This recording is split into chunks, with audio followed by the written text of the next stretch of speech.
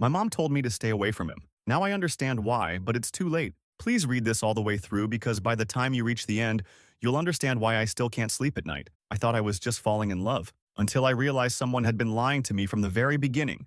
And by the time I saw the truth, it was too late to undo what I'd done. I should have listened to my mom. Not because she's always right. God knows we've had our share of screaming matches. But because when she looked me dead in the eye and said, "Don't trust him. Not with your heart," something in her voice cracked, like she'd already lived through what I was about to. But I was 23, heart high on adrenaline and whiskey charm, and I thought she was being dramatic, bitter, maybe even jealous of the first man I'd ever really loved, or thought I did. His name was Levi, 26, male. He had this easy swagger that made you feel like the world could fall apart and he'd still make you laugh about it. Wore his flannel sleeves rolled up like a uniform, tattoos peeking out like secrets. Met him on a rainy night at the Hollow, some dingy bar off I-55 where the floors stick and the jukebox always skips. He was playing pool, badly, but kept laughing like losing was fun. I liked that about him. How nothing felt too heavy around him. I was working nights at the hospital back then, scrubbing in for ER chaos, juggling burnout and caffeine. He was doing electrical work, freelance jobs, always talking about getting certified, making it official. We'd meet after shifts, both exhausted, both pretending we weren't falling faster than we should have been. When I introduced him to my mom, Carla, 50, female, she took one look at his boots on the coffee table and the way he called me baby girl and decided he was bad news. She didn't say it outright, not yet, but I could feel it in the way she smiled tight and excused herself early. That night, while I was brushing my teeth, she knocked on the bathroom door and said, "Sweetheart, just be careful with that one. He's got eyes like your father." That stung, because my father was a ghost, walked out when I was 10, left behind nothing but old vinyl records and an empty promise to call. I told her Levi wasn't like that he stayed, that he chose me. I wish I could say things went bad fast, that there was some dramatic betrayal, a clear line between good and evil, but it wasn't like that. It was slower, trickier, like mold growing behind a wall. You don't see it at first, you just start coughing. It started with little things. He'd borrow my car and bring it back with the tank on E. Forget his wallet at dinner. Lose jobs and say it was because his boss was a control freak. I paid for things more often. Let it slide because he always had a story. And when he was good, God, he was magnetic. Made me feel like I was the only person who ever saw the real him. My friends noticed first. Jess, 24, my roommate and nursing school partner, asked me why Levi never helped clean up after crashing at our place. Said he made her uneasy. Called him charming in that way that sounds like a warning. One night, after Levi got drunk and broke a picture frame Jess's grandma gave her, she asked me, "Are you in love with who he is, or who you want him to be?" I didn't answer, mostly because I didn't know. The first time he raised his voice at me, it was over something stupid. I forgot to pick up his vape from the gas station. He said I didn't care about him, that I was selfish. Then he cried, actual tears, and said he was just scared of losing me. Told me I was the only good thing in his life, so I apologized. And that was the first domino. After that first fight, things shifted, subtly but permanently. It wasn't overnight, but I stopped recognizing myself in the mirror. Levi didn't hit me. Let's get that straight. He never raised a hand, but he pushed.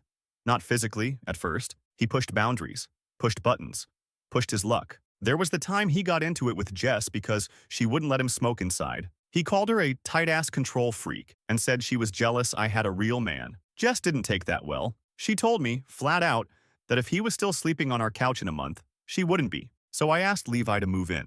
It wasn't logical, but he was my boyfriend, right? And he'd just lost his job again, and I didn't want to choose between my best friend and the guy I thought I was building a life with. That was the last time Jess and I were really close. She moved out a few weeks later, claimed it was for work, but I knew. She left me a note the night she packed. "I love you, but I can't watch you drown and pretend it's a hot tub." Levi said good riddance. Claimed she was toxic. Said she never respected him. And I believed him. Or maybe I just wanted to. Because by then, I was already in deep. Emotionally, financially, logistically, we were entangled. But things got darker. He didn't want me going out anymore. Said he didn't trust my guy friends, and even some of the girls were too wild and didn't value relationships. He didn't like me working night shifts either. Said he couldn't sleep without me. That he worried. So I dropped my overtime hours. Started calling out more. Told myself it was about balance, about prioritizing love. But my paycheck got smaller, and the bills didn't. Then came the jealousy. He went through my phone one night while I was asleep. I woke up to him hovering over me at 3 a.m., demanding to know who Alex Emma was. It was a cardiologist I assisted on rounds. He wouldn't believe me. Said I was gaslighting him. I remember lying in bed after he stormed out that night, holding my phone like it was radioactive, thinking, This isn't love. This is control with a kiss on the forehead. Still, I stayed, because for every screaming match, there was a morning where he brought me coffee in bed. For every cruel comment, a grand apology. Flowers, handwritten notes, sex that made me forget I was ever mad. And that's how they get you, isn't it? One minute you're crying in the bathroom, the next he's holding you, whispering how scared he is of losing you, how broken he was before you, how you're the only thing holding him together. You start to believe it's your responsibility to keep him from falling apart. I remember the night my mom stopped by unannounced. She walked in while Levi was yelling about the thermostat being set too damn low, said I was wasting money like I didn't care if we starved. I told him to stop. He called me ungrateful. When I looked up, my mom was standing in the doorway. She didn't say a word, just stared at him, then at me. Later, she pulled me aside. Her voice was low, cold. He reminds me of your father. You don't see it now, but you will. I told her to leave. And when she did, Levi hugged me so tight I couldn't breathe. Told me I was his everything, that my mom didn't understand him. Never liked him. Always tried to sabotage us. And I believed that too. Until the night he locked me out of my own apartment. It was January. Cold enough that my fingers went numb, fumbling with my keys. I'd stayed late for a double shift, first one in weeks, and grabbed takeout on the way home. Excited to eat something that wasn't toast, or Levi's sad attempts at budget stew. But when I got to our door, my key didn't work. Thought maybe I was just tired. Tried again. Nothing. I knocked. No answer. Then I texted him. Hey, I think the lock's jammed. Can you let me in? No response. 10 minutes passed. I called. Straight to voicemail. Eventually, I sat down on the steps outside with my takeout cooling in my lap, stomach turning from hunger and confusion. 40 minutes later, the door opened. He stood there, shirtless, beer in hand, eyes glazed. You forgot to pay the rent again, he slurred. I blinked. What? He stepped aside like I was inconveniencing him. They changed the locks. I had to handle it. You're lucky I let you back in. But I had paid it. I remember because I was short on groceries that week. I even showed him the bank transfer from my phone. He stared at the screen, then laughed. Damn, baby, chill. You're so sensitive. Like being locked out in 29-degree weather was a joke. Like I was the problem again. Later that night, while I was showering, he went through my purse, found a receipt from a coworker's birthday lunch, and accused me of cheating. Said I was emotionally unfaithful. Told me I was playing with his heart. When I denied it, he punched the wall behind me, left a dent the size of a fist 2 inches from my face. I stared at the hole, stared at him, and for the first time, I didn't feel scared.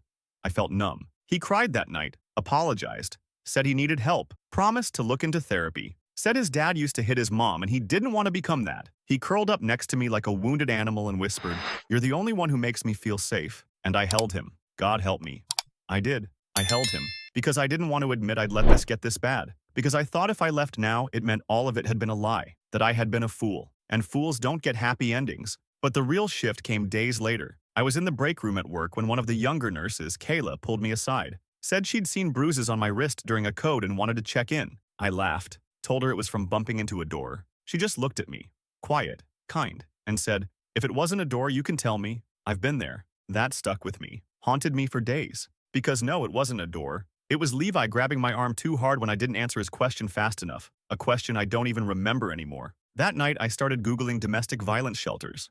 Just curiosity, no real plan, right? But he must have seen my browser history, because the next morning, I woke up to every charger in the apartment gone, my phone missing, my car keys hidden. He said it was for emergency budgeting. That's when it finally clicked. I wasn't in love. I was in a trap. The silence was louder than any screaming. No chargers, no phone, no car, just me in our tiny apartment, watching him scroll TikTok like nothing happened while I sat there with my hands clenched so tight my knuckles ached. I asked for my keys back, calmly at first. He didn't look up. "You'll get him when I know you're not going to run off and ghost me," he said without blinking. Ghost him, like I hadn't already disappeared in pieces over the past year. Something cracked then. Not in my voice, but in my brain. Quietly, dangerously, like glass giving way under too much pressure. I stood up, walked into the bedroom, and locked the door behind me. Not that it mattered. He had a spare key to everything. My body, my life, my sanity. But I had one card left, one he didn't know about. See? Levi thought I deleted my old iPad. I didn't. It was in the closet under a pile of nursing textbooks, untouched for months. Battery was dead, but I plugged it into my curling iron cord. Thank God I still had that. And waited. I typed fast. No social media, just an email. To Jess. We hadn't talked in 5 months. Subject line, "You were right. I need help." Within 20 minutes, she'd replied, "Where are you? I'm coming." I told her to wait until morning, that he was still here. that I didn't want her getting caught in the middle if things went sideways. She didn't argue, just said, "I've got you. We'll fix this." No more lies. That night, I slept in the closet, literally, locked the bedroom from the inside. But I didn't feel safe on the bed. Levi kept pacing in the living room, talking to himself, laughing sometimes. The air felt tight, like I was breathing through a straw. In the morning, he was gone, left a note. "Went to find work. Don't make me regret trusting you." It was written in red Sharpie on the back of a napkin. My hands shook as I packed a bag. Jess texted, "I'm outside." I ran.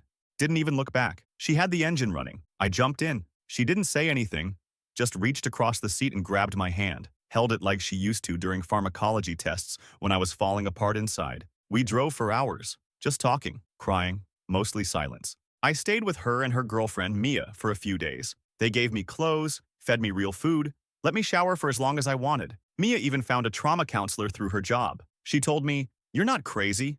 He's just good at making you feel like you are." That's when the texts started. From Levi, hundreds of them. First begging, then accusing, then threatening. "You lied to me. You said you loved me. You broke me. You broke me. If you think I'm just gonna disappear, you're dead wrong." And then, the worst one, a photo of my old apartment door. The new locks Jess helped me install, shattered. That's when I called my mom. I hadn't talked to her in months, not since I told her to stay out of my love life. But when I heard her voice, I broke. She didn't say "I told you so." She just said, "Where are you? I'm on my way." And for the first time in what felt like forever, I felt safe. Not because he was gone, but because I wasn't alone anymore. Update. Okay, so, wow.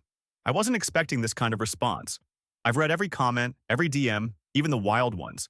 "Burn his truck, sis" was a personal favorite, though I'm too broke for felony arson, sorry. First of all, thank you. For real. I didn't realize how much I needed strangers on the internet to tell me I'm not insane, that what I went through wasn't normal, that I wasn't being too sensitive or overdramatic. A lot of you asked where Levi is now, and I wish I could say he vanished into the swamp of his own toxicity. But nah, that man escalated. He showed up at Jess's apartment. She was at work. I was inside. I heard the banging before I even got to the door. He was yelling my name, slurring a little, saying he just wanted to talk. My stomach dropped so fast I nearly passed out. I called 911. He broke the doorbell, trying to jam his thumb into it. Screamed that I was stealing his life and that I owed him a conversation. Said he wasn't leaving until I looked him in the eye. Then, this part's hard, he punched the peephole.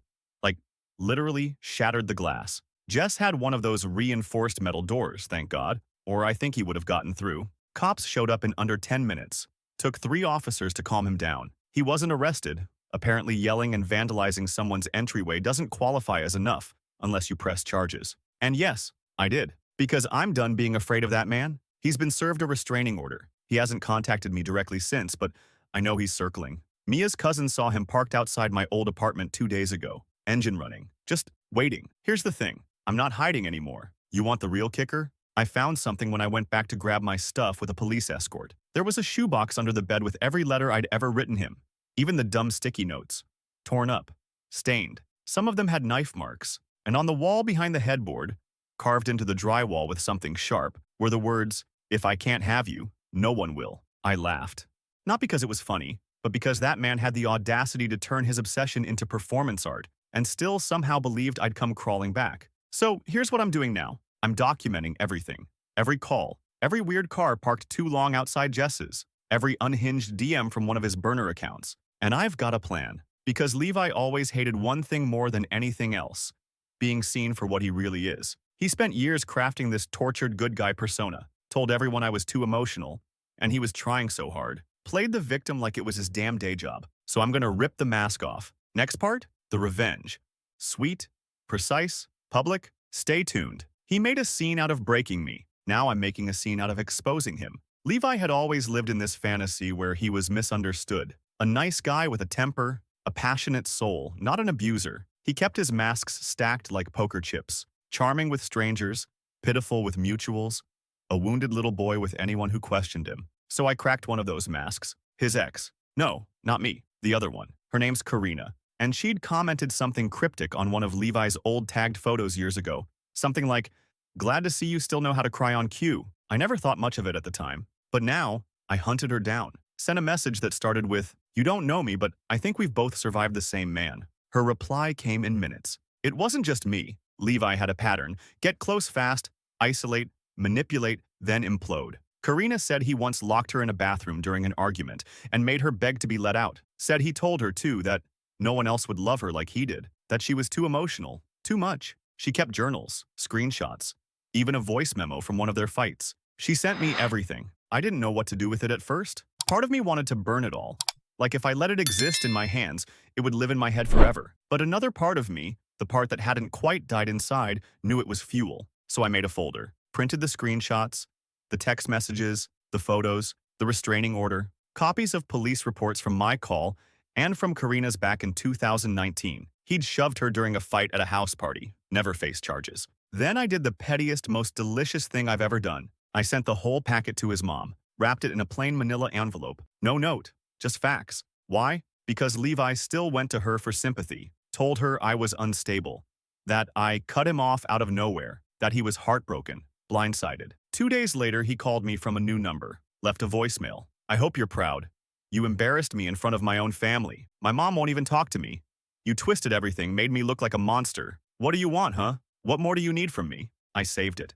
Sent it to Karina. She laughed and said, that's his confused victim voice. He used that on my sister. Then I sent the packet to his job. See, Levi finally landed a steady gig doing electrical work for a small contracting firm. Their Instagram was full of team photos and trusted professionals posts. He'd finally started pretending to be normal. I sent everything, minus anything too personal, to the company HR. No demands, no threats, just the documented truth of who they had representing their brand. 3 days later, he was fired. And then he showed up again, this time at my new place. He left a dead bouquet of roses on the doorstep. Taped to it was a note that read, "You destroyed me. Hope it was worth it." Oh, Levi, you destroyed yourself. And I haven't even started. You'd think getting fired would slow someone down. Levi? It lit a fuse. The bouquet thing was just the beginning. After the job loss, he went full scorched earth. Started posting vague, pathetic Facebook rants. Some people will ruin your life and smile while doing it. Loyalty means nothing anymore. All I ever did was love too hard. He tagged no one, but people knew. Our mutuals started reaching out. A few believed his act. What did you do to him? But most weren't surprised. One old coworker of his DM'd me. He was always volatile. I saw him smash a clipboard once because his coffee order was wrong. I kept documenting. Screenshot, archive, date, and time. But then he got reckless. Jess called me at work. He came by again. Mia wasn't home. He knocked on her window. She sounded rattled, scared. I could hear her locking the door as we spoke. I called the cops. Again. Showed them the footage from the security cam Mia had installed after the first break-in. Levi's face, clear as day, peering through the window like something out of a horror movie. That finally got the restraining order enforced. They brought him in, booked him for violating it. 1 night in holding. That was all. The next day, he was out.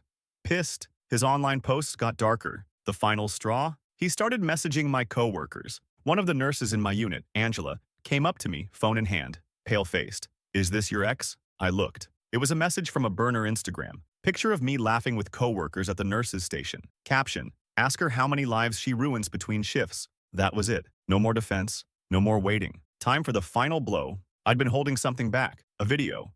From months ago, back when things were still normal. He didn't know I had an old nanny cam plugged into a bookend in the living room. I'd set it up years ago to watch my dog when I worked long shifts and forgotten it existed. It caught everything. The screaming, the gaslighting, him grabbing my wrist, me crying, his face inches from mine, hissing, "You're lucky I don't teach you a real lesson." I'd never watched it before. Never wanted to.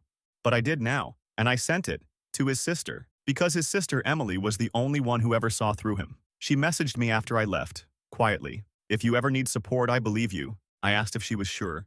She said, "Send it. I've waited 10 years to prove to our mom who he really is." I sent the video. Emily didn't just confront their mom. She leaked the video to the family group chat. Every cousin, aunt, and uncle. His mom stopped speaking to him. So did most of the family. Apparently, he'd pulled similar behavior with exes before, but no one had proof, until now. Levi went dark online, shut down everything, like the oxygen had been cut off, and that should have been the end. But then, late one night, I got a message from an unknown number. "You think you won, but you haven't seen Desperate yet." And I knew he wasn't done. Update 2. I didn't sleep that night. That message, "You haven't seen Desperate yet," wasn't just words. It was a trigger, a grenade with the pin halfway out. I called Jess, told her everything. She didn't say, "Calm down," didn't say, "Maybe it's just a bluff." She said, "Come stay here, now." So I packed a duffel. Again, tossed in the bare essentials, charger, scrubs, pepper spray, sat in the passenger seat of my own life, staring out the window like I was waiting for a movie to end. That was 2 weeks ago. And in that time, y'all, Reddit showed up. Some of you offered legal advice. Some of you shared eerily similar stories. One person sent me a list of self-defense classes in my area and said, "You don't just get to survive this. You get to be dangerous now." I cried at that, like ugly cried, because no one had ever framed healing like that before. But here's the thing that finally broke the spell. Levi made one last mistake. He followed Jess home. She saw the same car parked outside 2 nights in a row, same dented bumper, same crumpled fast food bag on the dash. She took photos, called it in. Cops did a plate trace. It was his mom's car, and guess what?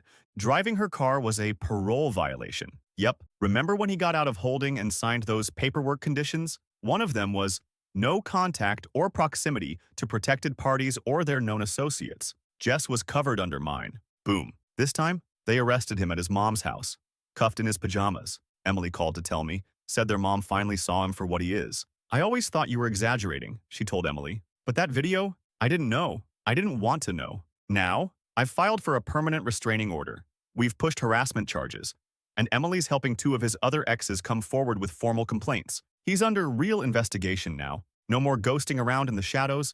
No more he said, she said. We turned the light on, and roaches hate the light. So yeah, he was right. I hadn't seen desperate yet, but he hadn't seen me furious. To everyone who said to be the storm, thank you. Because I wasn't just trying to escape him anymore. I was building the exit signs for every girl who's ever loved a Levi and called it normal. And I'm not done yet. Court was quiet, not dramatic like the movies. Just a stale room with bad lighting and people who've seen too much and feel too little. But I sat there, spine straight, Levi 2 rows away in a wrinkled polo, trying to look human. His lawyer kept whispering to him. He didn't look at me once. I looked at him, fully. For the first time in months, I really looked, and I didn't feel fear. I felt done. The judge reviewed the restraining order paperwork, flipped through our file like it was a dull novel. When she got to the video, she stopped, played it once, then again. Her mouth tightened. "This," she said finally, "is not a misunderstanding. It's a pattern." Levi's lawyer tried the emotional distress, both parties, volatile relationship, defense. Said I was vindictive, said I was weaponizing heartbreak. The judge interrupted him. "Mr. Owens, you threatened her, tracked her, and violated your own parole. The only weapon here is yours. Permanent restraining order, maximum allowed distance, mandatory court-monitored anger management, probation check-ins. It wasn't jail time, not yet, but it was accountability. It was real, and it was public. When we left the building, Jess was waiting outside with coffee. She handed it to me like it was a trophy. "You didn't just survive him," she said. "You buried him." And I wanted to say thank you, or cry, or something meaningful, but I just laughed, loud, like my lungs remembered how, because it was over. Not just legally, not just physically. In my head, in my body. I moved out of Jess's place 2 weeks later, got my own apartment near the water. Small, nothing fancy, but it's mine. First thing I put on the wall was a Polaroid of me and Jess, taken the day of court. Both of us middle fingers up, stupid grins. I joined the gym, started cooking again, went back to work full-time. Angela from the nurses' station comes over sometimes with wine and terrible reality TV. Mia helped me build a spice rack. Karina and I talk weekly. Trauma-bonded strangers who've become something like sisters. And Emily? She wrote an open letter on Facebook. "To the women Levi has hurt, I believe you. He fooled us for a long time. Not anymore." It got shared over 1,000 times. Turns out healing isn't this magical sunrise. It's more like learning to breathe again with scar tissue where your fear used to be. But I'm breathing, and I'm watching the sun come up from my tiny balcony. Alive, untouched, unbreakable. I saw him again last week. Not on purpose, not planned. I was at the farmer's market downtown, picking up strawberries and overpriced lavender soap because apparently healing comes with a side of mild financial irresponsibility. The sun was out. Kids were laughing. Someone was playing acoustic Fleetwood Mac by the kettle corn stand. And then I felt it, that pressure on the back of your neck, the one that whispers, "Someone's watching." I turned, and there he was, Levi, across the crowd, by the hot dog truck, thinner, hunched, like the weight of what he'd lost finally settled into his bones. He looked older, meaner, less like a person and more like a caution sign. He saw me, froze, no expression, just nothing. And I smiled. Not big, not smug, just soft, peaceful, because in that moment, I didn't feel small or scared or haunted. I felt untouchable. I turned back around and bought my strawberries. Didn't run, didn't check behind me. I walked away like he was exactly what he is now, a footnote. I went home, lit that lavender soap, watched dumb Netflix with a heating pad on my shoulders and a sense of finality in my chest I hadn't felt in years. Later that night, I wrote a letter. Not to him, to myself. Dear me, you didn't deserve any of it. You didn't make him cruel. You didn't stay because you were weak. You stayed because you wanted to believe love could fix someone broken. But now, you know, your love is sacred, and it belongs to someone who won't try to turn it into a leash. I folded that letter up and slid it behind the Polaroid on my wall. A reminder, not of him, of me. The woman who didn't just escape the fire, she rebuilt from the ashes. And this time, she made sure there were no open doors. That's the end. But if you're reading this and you've got your own Levi, I hope my story helps you start yours. You're not crazy, you're not weak, you're not alone, and you're not done yet.